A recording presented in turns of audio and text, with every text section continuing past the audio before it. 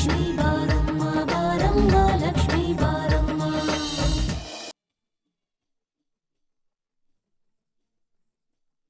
ಪಾಪ ಚಂದು, ಅವನ ಜೀವದ ಜೀವ ಆಗಿರೋ ಅಮ್ಮ ಜೀವ ಬಿಡುವಾಗ ಅವನು ಅವಳ ಪಕ್ಕಾನೇ ಇಲ್ಲ. ಒಂದು ಸಲ ಸಾವಿಂದ ತಪ್ಪಿಸ್ಕೊಳ್ಬಹುದು, ಆದ್ರೆ ಪ್ರತಿ ಸಾರಿನೂ ತಪ್ಪಿಸ್ಕೊಳಕ್ಕಾಗಲ್ಲ ಪಾರ್ವತಿ. ಈ ಸಾರಿ ನಾನು ನಿನ್ನನ್ನ ಸಾಯಿಸದೆ ಬಿಡಲ್ಲ. ನನ್ನ ಸೇಡಿನ ಕೆಂಡ ಕಮರ್ಬೇಕು ಅಂದ್ರೆ ಅದಕ್ಕೂ ಮೊದಲು ನೀನು ಸುಟ್ಟು ಕರಕಲಾಗ್ಬೇಕು.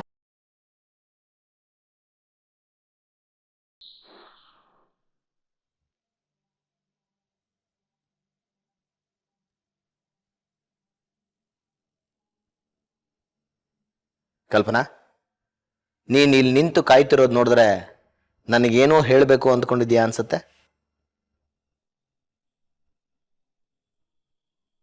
ಇತ್ತೀಚೆಗೆ ನೀನು ಏನೇ ಮಾಡಿದ್ರು ನನಗಿಷ್ಟ ಆಗ್ತಾ ಇಲ್ಲ ಕೈಲಾಶ್. ನಾನು ಏನೇ ಮಾಡಿದ್ರೂ ನಿನಗಿಷ್ಟ ಆಗ್ತಾ ಇಲ್ಲ ಅನ್ನೋದು ನನಗೆ ಅರ್ಥ ಆಗಿ ತುಂಬ ದಿವಸ ಆಯಿತು ಕಲ್ಪನಾ.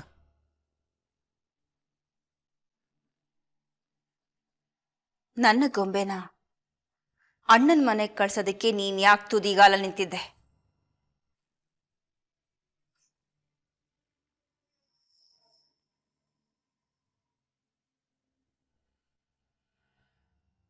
ಈಗ ನಿನಗೆ ಸಮಾಧಾನ ಆಗಿರ್ಬೇಕಲ್ವಾ?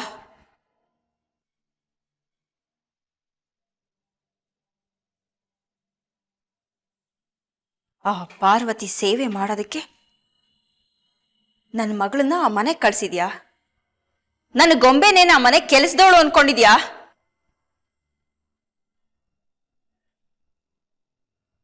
ಯಾವ ತಂದೆನೂ ತನ್ನ ಮಗಳನ್ನ ಕೆಲಸದವಳು ಅಂತ ಅಂದ್ಕೊಳ್ಳಲ್ಲ. ಅಂತ ಕಲ್ಪನೆಗಳು ಏನಿದ್ರೋ ನಿನ್ನಂತವ್ರಿಗೆ ಬರೋದಷ್ಟೇ. ಪ್ರತಿಯೊಂದರಲ್ಲೂ ತಪ್ಪು ಕಂಡುಹಿಡಿಯೋದು ನಿನ್ನ ಅಭ್ಯಾಸ ಅಲ್ಲ, ಹವ್ಯಾಸ ಆಗೋಗಿದೆ.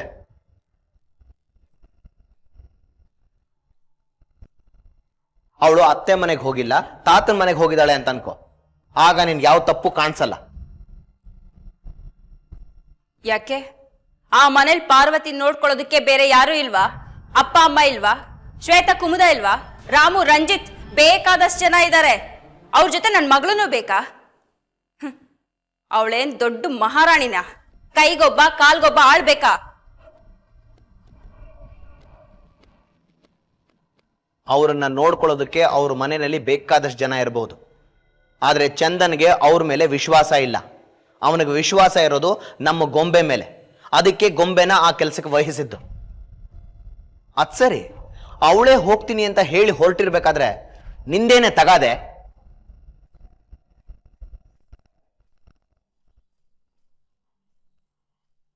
ನಿನಗೇನು ಅರ್ಥ ಆಗಲ್ಲ ಕೈಲಾಶ್.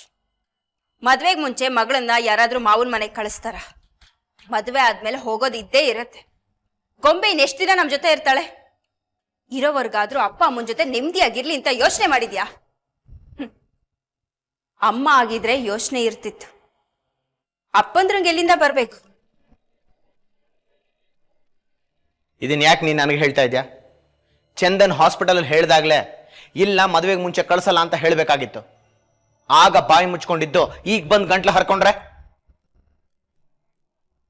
ನಾನು ಈಗಲೇ ಹೋಗಿ ಗೊಂಬೆನ ಕರ್ಕೊಂಡು ಬರ್ತೀನಿ, ನನಗೇನು ಅಭ್ಯಂತರ ಇಲ್ಲ.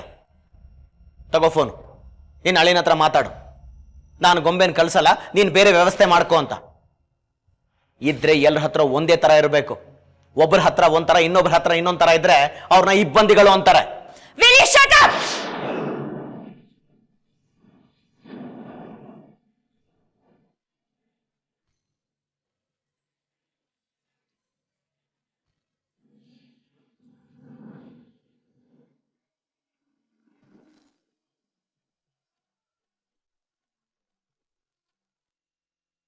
Hello.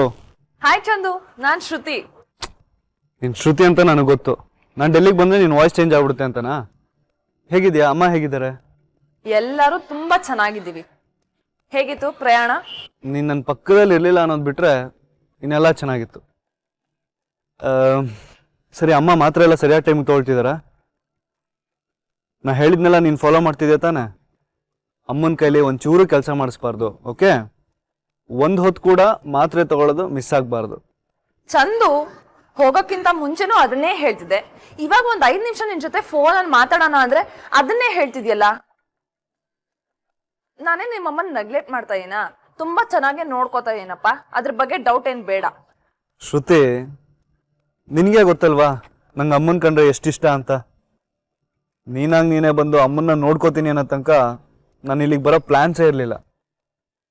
Thank you so much. Oh my god Shruti, ನನಗೆ ಮೀಟಿಂಗ್ ಟೈಮ್ ಆಗ್ತಿದೆ, ಆಮೇಲೆ ಕಾಲ್ ಮಾಡ್ತೀನಿ ನಿಂಗೆ. Okay, bye. ಏಯ್ ಚಂದು, ಹಲೋ. ಅವನ ಜೊತೆ ಒಂದ್ 5 ನಿಮಿಷ ಫೋನಲ್ಲಿ ಮಾತಾಡೋಣ ಅಂದ್ರೆ ಅವ್ನಿಗೆ ಅದಕ್ಕೂ ಪುರ್ಸೋತಿಲ್ಲ. ಇವನಿಗೆ ಲವ್ ಬೇರೆ ಕೇಳು.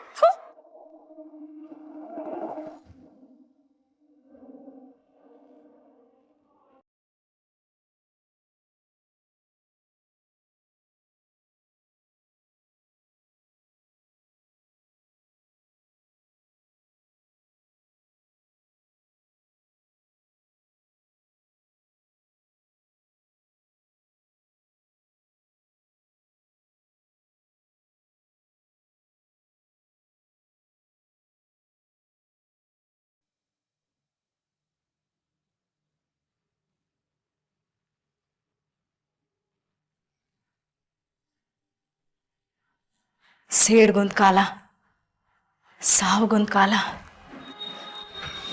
ಆದರೆ ಈ ಕಾಲಕ್ಕೋಸ್ಕರ ನಾನು ಎಷ್ಟು ವರ್ಷದಿಂದ ಕಾದಿದೆ. ಇನ್ನು ಕಾಯೋದ್ರಲ್ಲಿ ಅರ್ಥನೇ ಇರೋಲ್ಲ.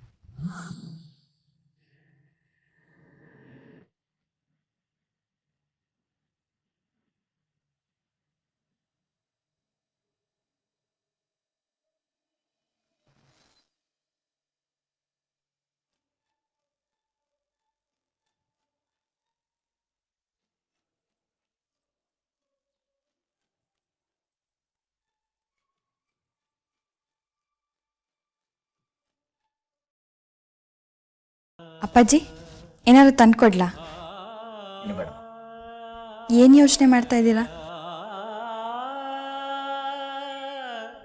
ನಮ್ಮ ಗೊಂಬೆ ಬಗ್ಗೆನೇ ಯೋಚನೆ ಮಾಡ್ತಾ ಇದ್ದೆ. ಒಬ್ಬಳೇ ಮಗಳು ಅಂತ ತುಂಬ ಪ್ರೀತಿಯಾಗಿ ಸಾಕಿದ್ವಿ.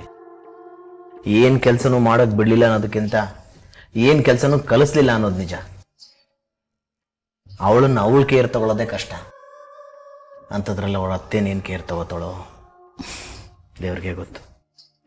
ನೀವ್ಯಾಕೆ ಕಾಪಾಟಿ ಯೋಚನೆ ಮಾಡ್ತಾ ಇದ್ದೀರಾ ಅಪ್ಪಾಜಿ? ನನ್ನ ಅಕ್ಕ ಅಂದರೆ ಏನು ಅನ್ಕೊಂಬಿಟ್ಟಿದಾರ? ಅವಳು ತುಂಬ ಜಾಣೆ. ಇವತ್ತು ಬೆಳಗ್ಗೆ ತಾನೇ ಫೋನ್ ಮಾಡಿದ್ಲು ಕಷಾಯ ಹೆಂಗೆ ಮಾಡೋದು ಅಂತ ಕೇಳೋಕ್ಕೆ. ನಾನು ಹೇಳ್ದಂಗೆ ಮಾಡಿದ್ದಾಳೆ ಅನ್ಕೊಳ್ತೀನಿ. ಆದರೆ ನೀವೇನು ಯೋಚನೆ ಮಾಡಬೇಡಿ, ಅವಳು ಹೇಳಿದ್ದನ್ನೆಲ್ಲ ನಿಭಾಯಿಸ್ತಾಳೆ. ಏನ ಗೊಂಬೆ ಕಷಾಯ ಹೇಗೆ ಮಾಡೋದು ಅಂತ ಕೇಳಿ ತಿಳ್ಕೊಂಡ್ಲ? ನಿಜ ಹೇಳ್ತಾ ಇದ್ದೆ ನೀನು? ನಾನು ಸುಳ್ಳು ಹೇಳಲ್ಲ ಅಪ್ಪಾಜಿ. ಎಷ್ಟೇ ಕಷ್ಟ ಬಂದರೂ ಸುಳ್ಳು ಹೇಳಬಾರ್ದು ಅಂತ ನನ್ನ ತಾತಮ್ಮ ಹೇಳ್ಕೊಟ್ಟಿದ್ದಾಳೆ. ಚಿನ್ನು, ಅಕ್ಕ. ಹಾ, ಚೆನ್ನಾಗಿದೆ. ಶ್ವೇತಾ, ಬಹಳ ಅಪರೂಪ ಆಗೋದು. ಹೇಗಿದ್ಯಾ? ನಾನು ಚೆನ್ನಾಗಿದ್ದೀನಿ ಬಾಬಾ, ನೀವ್ ಹೇಗಿದ್ದೀರಾ? ಚೆನ್ನಾಗಿ. ಗೊಂಬೆ ಚಿನ್ನ ನೋಡ್ಬೇಕು ಅಂದ್ಲು, ಅದಕ್ಕೆ ಕರ್ಕೊಂಡು ಬಂದೆ. ಹೇಗೋ ಒಂಥರ ಒಟ್ನಲ್ಲಿ ನೀನ್ ಬಂದಿಯಲ್ಲ, ಅದೇ ಖುಷಿ.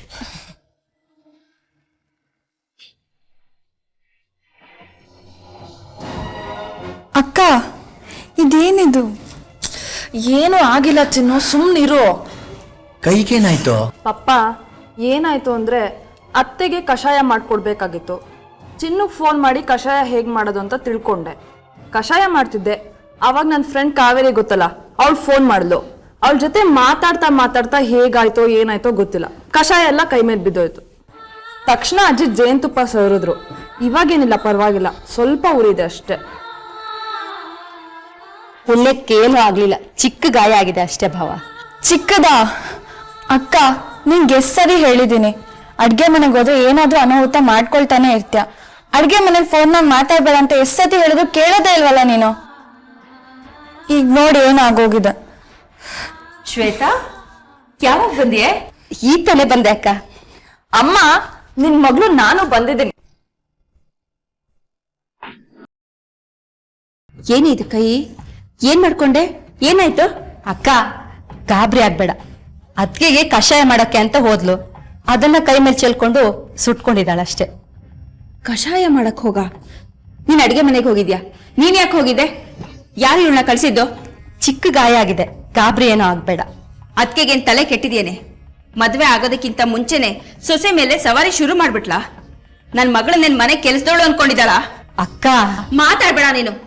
ಕಳ್ಸಿದ್ ಒಂದ್ ದಿನಕ್ಕೆ ಇಷ್ಟ ಅವಾಂತರ ಮಾಡಿ ಕಳ್ಸಿದಿರಲ್ಲ. ನೀವ್ಯಾಕೆ ಇವಳನ್ನ ಅಡಿಗೆ ಮನೆಗೆ ಬಿಟ್ರಿ? ಒಂದು ಕೂದಲು ಕೊಂಕದ ಹಾಗೆ ಬೆಳೆಸಿದ್ದೀನಿ. ಒಂದ್ ಸ್ವಲ್ಪ ಬಾಯಿ ಮುಚ್ಕೊಂಡಿರ್ತೀಯ? ಯಾಕೆ ಅಷ್ಟೊಂದು ಮಾತಾಡ್ತಿದ್ಯಾ? ನನ್ಗೆ ಯಾರೋ ಯಾವ ಕೆಲ್ಸನೂ ಹೇಳಿಲ್ಲ, ನಾನೇ ಹೋಗಿ ಕಷಾಯ ಮಾಡಿದ್ದು. ಹಿಂದೂ ಮುಂದೆ ಗೊತ್ತಿದೆ, ಸುಮ್ನೆ ಮಾತಾಡ್ತಿರ್ಬೇಡ ನೀನು. ಮಾತಾಡ್ಬೇಡ ಅಂದ್ರೆ ಏನೇ ಅರ್ಥ? ನಿನ್ ಕೈ ಸುಟ್ಟು ಕಳ್ಸಿದ್ದಾರೆ, ಸುಮ್ನೆ ಇರುವಂತ್ಯಾ? ನನ್ ಹೊಟ್ಟೆಗೆ ಬೆಂಕಿ ಸುರಿದಾಗಿದೆ. ಆ ಮನೆ ಕಳ್ಸ್ಬೇಡ ಅದಕ್ಕೆ ಅನ್ಸ್ಕೊಂಡವಳು ನನ್ ಮೇಲಿರೋ ದ್ವೇಷನ ನನ್ ಮಗಳ ಮೇಲೆ ತೀರ್ಸ್ಕೊತಾಳೆ ಅಂದೆ. ಇಷ್ಟಕ್ಕೆಲ್ಲ ನೀನೇ ಕಾರಣ ಕೈಲಾಶ್.